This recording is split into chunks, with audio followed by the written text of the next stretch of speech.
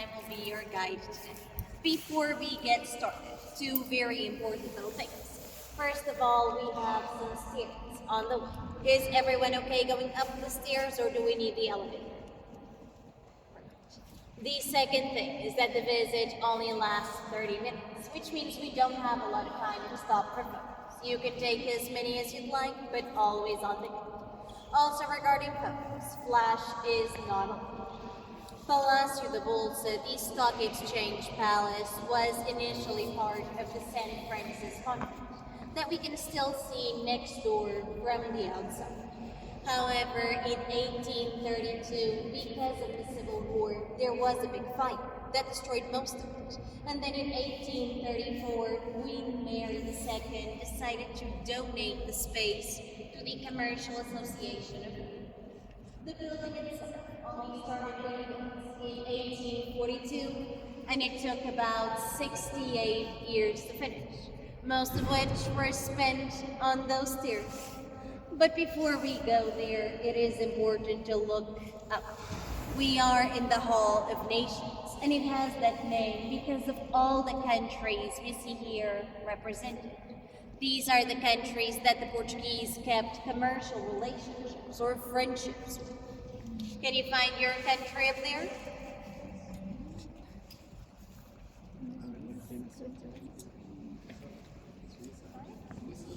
Switzerland.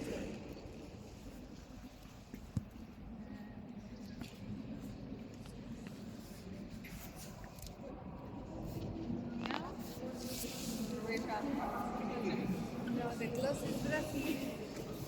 Where are you from? Oh yeah, no. Sorry. Scotland? We have a couple South American ones. We have Argentina, we have Mexico, we have Brazil. And where's Mexico? Right there. Oh yeah. That's part of it.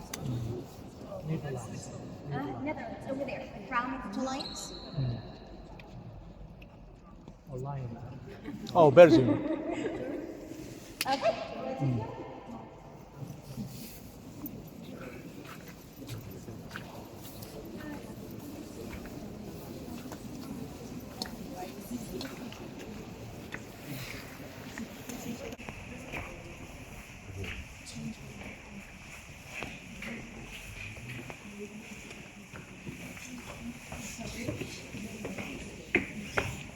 Wow.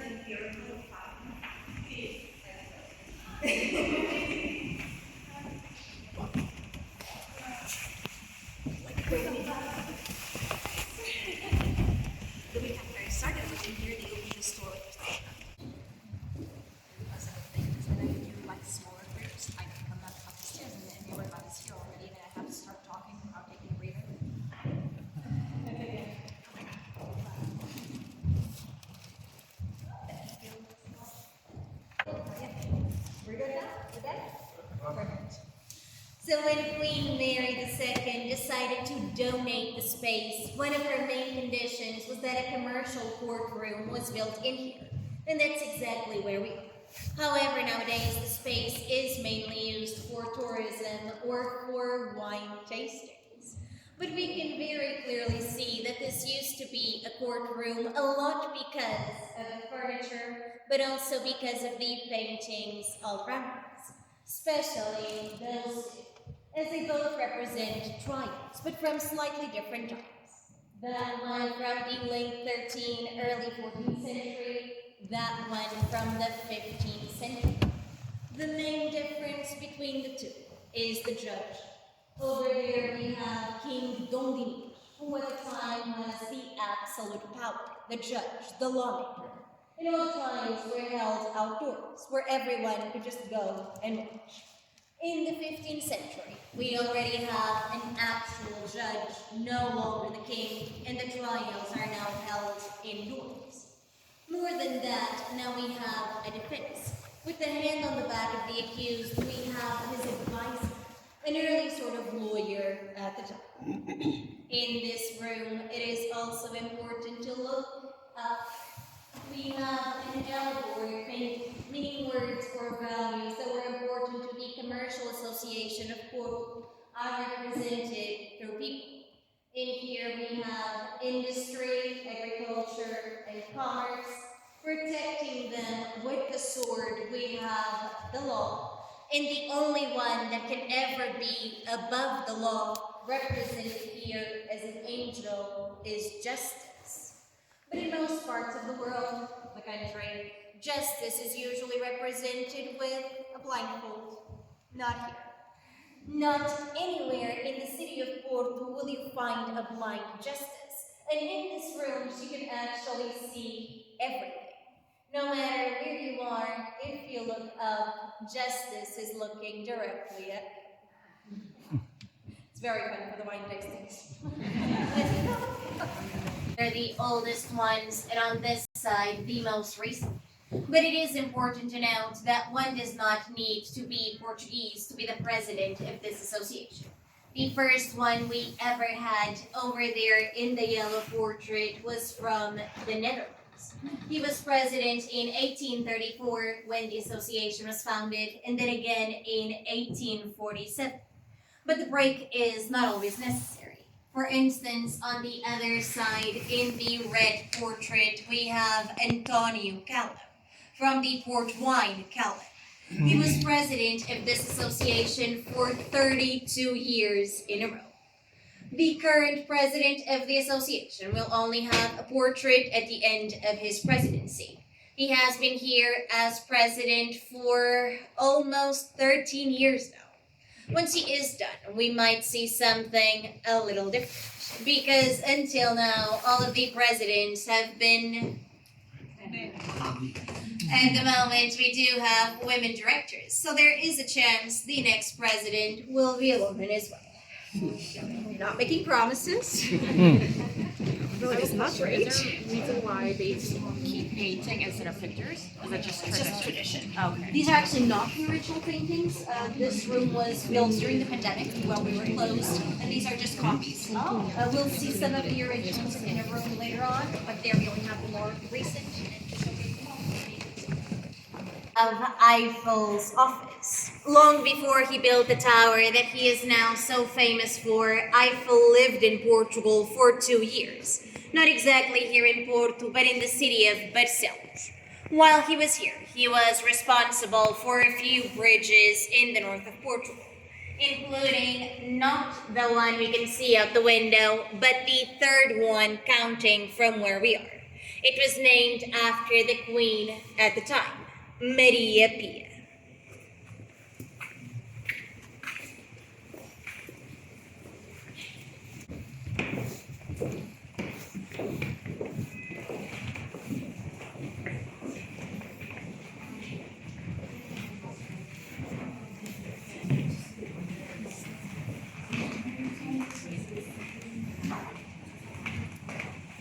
The originals, that's the ones with the copies.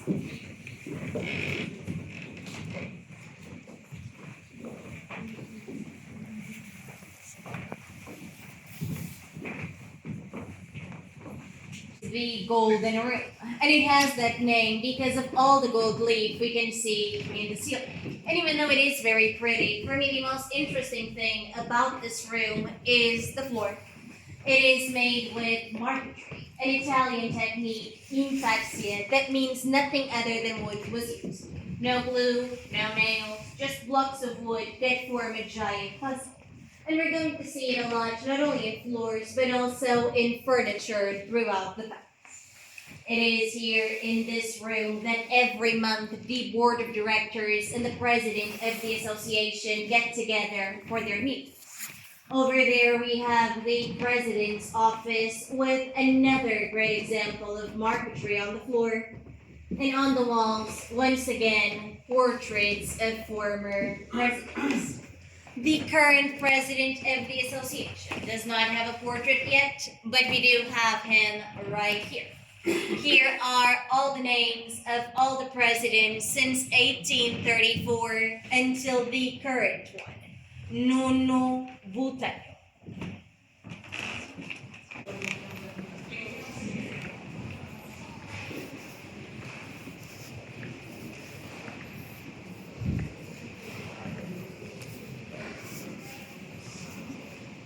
It is here that every year a new president or the same president gets elected. But the interesting thing about this room, other than its use, is the material that it is made of. Because looking around, what would you say the main material used was? What? It is from here down. From here up, including the ceiling, everything is made with plaster. Cheaper, easier to work with, less likely to burn, and it was a very modern material. It was also a great way to show off how smart the Portuguese were. They made it like to achieve this. They used bacalhau. Have you tried it? The codfish.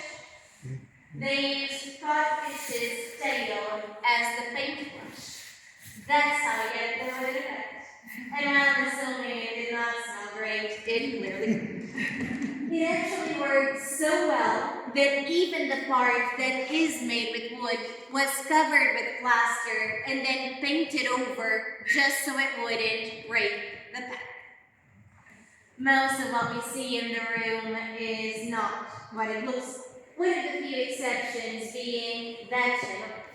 It weighs a ton, and it was the first one in the city of Porto to have electrical light in 1889. And you can see it is prepared for it, as most of the bulbs are pointing down. However, since it was such a new concept, we were also prepared for it to fade. So the light bulbs we have on top can very easily be replaced with candles. And we see that in most rooms of the palace, including the next one.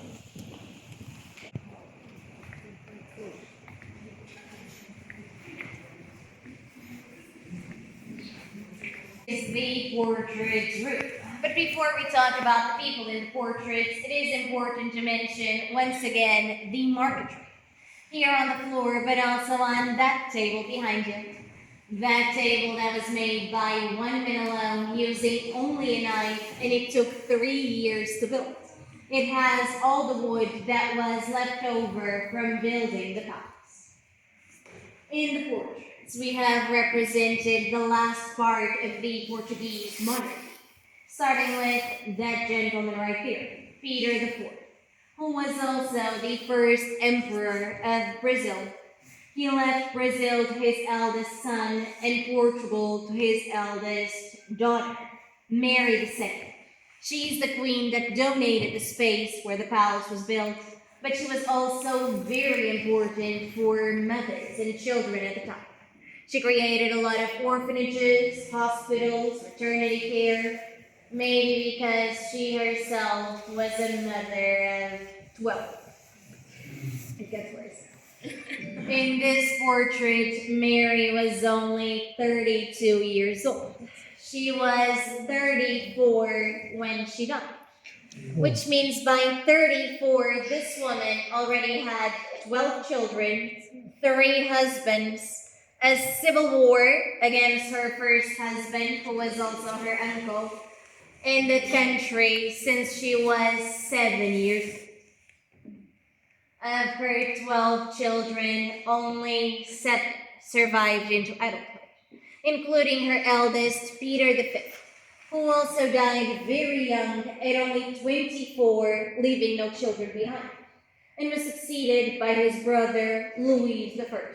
He and his wife, Maria Pia, gave their names to the bridges we can still see over the river, and were then succeeded by their son, Charles I, who was assassinated in 1908 along with his eldest son by the Republicans, and then succeeded by his youngest and only surviving child, Manuel II, the last Portuguese king.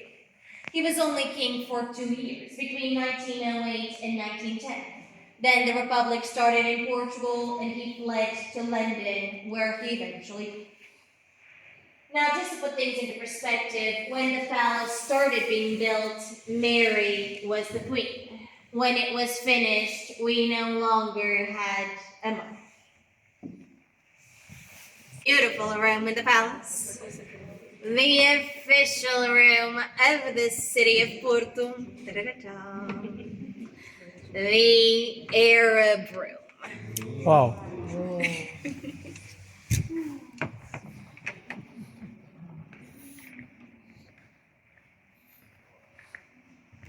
An Arab room in a country that is not Arab at all.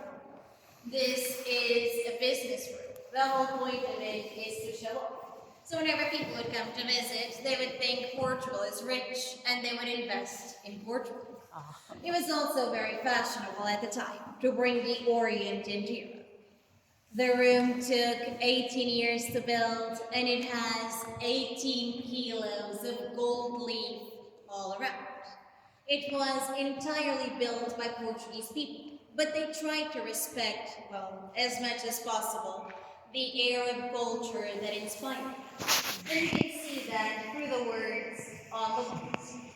In blue we have Allah, Sayyid Sultan Miriam II. In red, victory to Allah. And in green, right above us, Allah above all else. Also, to respect the Arab culture, the room could not be perfect. Can someone find the imperfection in the room? Love this game. It's a little bit bloated. This was done on purpose because if only Allah is perfect, the room could not be. That being said, about a year and a half ago, while restoring the ceiling, we did find Jesus. Above one of the shields that says Allah above all else, we found a 30-centimeter plaster statue of Jesus. It was restored, it was hidden back, but we do have a copy in that little room on the way.